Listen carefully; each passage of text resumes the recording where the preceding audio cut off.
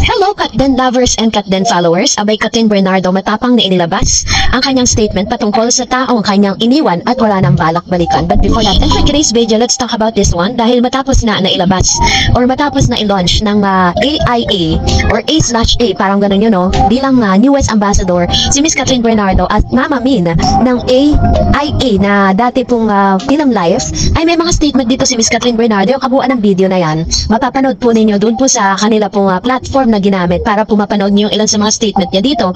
At dito ay kinagulat ng ilang mga netizen ang pagiging transparent nito patungkol nga dun sa mga yung statement niya na nakaka-relate ang lahat dahil po dun sa pinagdaanan ni Miss Katrin Bernardo. Marami po ang pumuso sa kanya mga statement dahil tinabaga talagang natuto na si Miss Katrin at ito ang isa sa mga ebidensya na wala na talaga siyang balak pambalikan. Yung kanyang ex, no, sabi niya dyan, hindi masamang bigyan ng pagkakataon ng ibang tao yung hindi handang irespeto at alagaan ang pagmamahal na maibibigay mo. Ang mahalaga, wag mo hayaan na manatili ka sa isang cycle na paulit-ulit kang lang nasasaktan.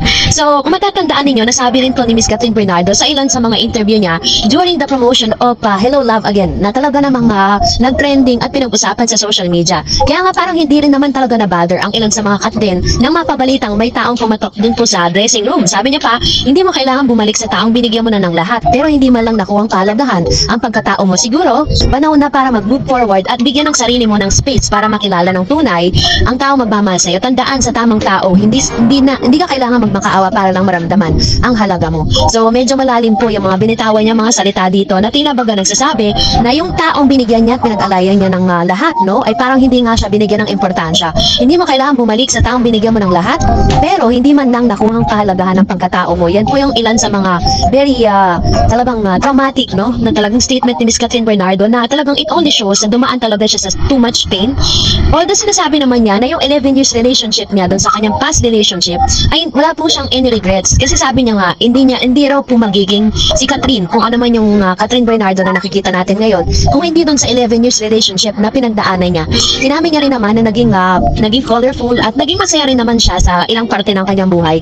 Pero syempre, minsan mas nagiging traumatic kasi sa isang tao yung pain at kung paano niya talaga nalagpasan yung too much pain at yung process ng pain na pinagdaanan niya. So parang sinasabi niya dito na hindi siya kailangan magmakaawa or mag-beg for a love, diba? At palang sinasabi dito ni Miss Katrin Bernardo na mas ine-emphasize niya na kailangan meron tayo tinatawag na self-love.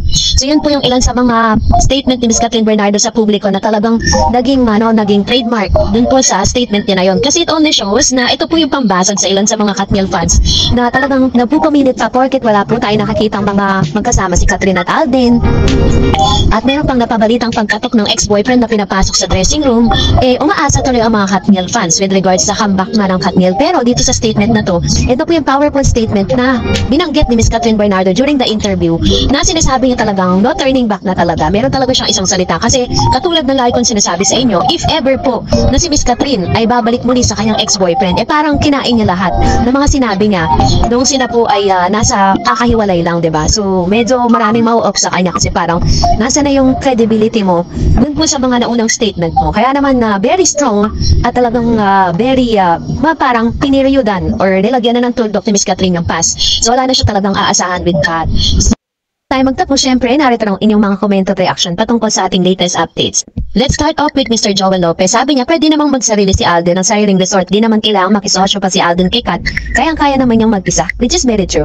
And sabi ni Ma'am Cecilia Small, hindi inimbata ni Kat si Papa P sa House of Blessing ng bahay niya. Si Darren lang ang inimbita. Di ko pinapansin kay Alden, ako nakapokus. Ayan, sabi ni Ma'am Cecilia Small. Actually po, di naman po natin pinag-usapan dito yung House Blessing niya. Ang pinag-usapan po natin dyan, Ma'am Cecilia Small, is yung kanya pong bagong resort, yung hotel and resort na pinapatayo or yung extension ng kanyang Isla Amara.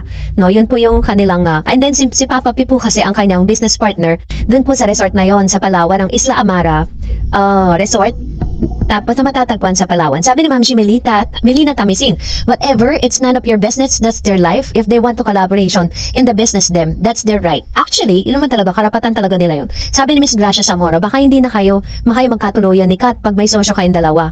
Wag naman sana. Sabi ni Miss Benga Azucena, Miss Dareds, ang Katniel ay own ng Bernardo family lang yon. Ang business partner ni Kat at DJ ay ang dalawang branch ng Barbero Blues. Pero ayon doon sa isang columnist na si Ogie Narvaez na taga-Abante, yung Barbero Blues ay kinuha na ni Kat, binalik na lang ang share kay Alden at kay Daniel, at pinalitan na din ang name ng Barbero Blues. Ayun, ito nga yung exact, no? Kasi parang nagkaroon kasi sila ng business partners sila ni Miss Catherine. And pagkatapos ng breakups, yun nga, nagsulian na at may mga abogado pa nga pong involved kung saan kung ano po yung mga negosyo na kanilang pinagsisyuhan ay binalik ni Catherine yung kanyang sosyo at sinulwa na ni Kat, diba? Which is karapatan niya naman, maybe because mas malaki yung shares ni Miss Catherine kesa kay Daniel. And sabi ni Miss Coca Channel, "Hello Dareds, good morning to you.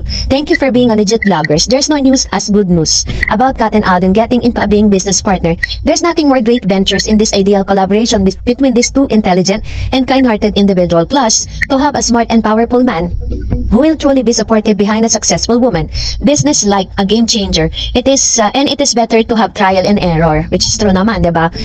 Kung talagang gusto talaga nila magkaroon ng ganitong klase ng business, why not, diba? Kasi talagang business naman yun eh.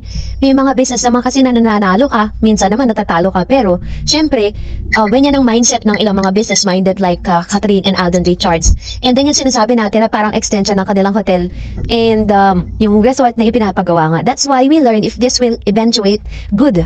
Alden being excellent, experienced, and successful business icon is worth having as a Catherine Corporate's business partners. They will not go wrong. Happy Thursday, all the best for 2025, and thank you for being part of this great Katden's journey. Bye now. Thank you Ma'am Shikoka Channel sa inyo pong komento, and salamat din po sa palagyan po ninyong pagbisita sa ating channel. And sabi ni Miss Chris, in regards po sa series ni Summer, mauuna po sa Netflix, papalabas bago sa Free TV tulad ng Lavender Field. Sana nga true po yung magkasosyo ang Katden sa negosyo. Matalino naman sila both on how to manage their money. At saka di naman siguro aabot sa magsulian sila ng kandila sa negosyo. Kasi si Alden pang forever ang aura eh.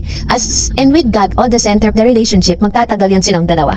Yan. So ito naman yung kanyang prayer and faith with regards to Catherine and Alden Richards. And wala naman din po ako nakikitang masama kung sakasakaling magiging mag-business partner sila with regards dito sa newly business venture ni Miss Catherine, diba? Kasi malalim naman din naman yung pinagsamahan nila. Hindi naman naputol yung kanilang samahan. Sabi nga ni Miss Catherine, even after the hello, love, goodbye, is meron sila or nag-uusap-usap pa rin sila through chats. And sabi ni Miss Arlene, wala namang problema kung makapag-business si Alden kay Kat. Hindi naman katulad ni Alden kay Daniel. Malaki ang respeto ni Alden kay Catherine at edukado rin siya, which is true.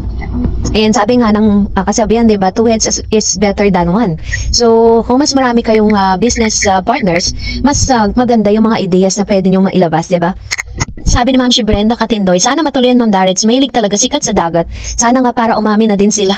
Kasi kung magkakaroon sila ng business sa partner sila, diba? Syempre mas madalas na magkausap sila at magka-meeting, diba? Magkita o kaya naman makita natin sila together dyan sa hotel in resort, diba?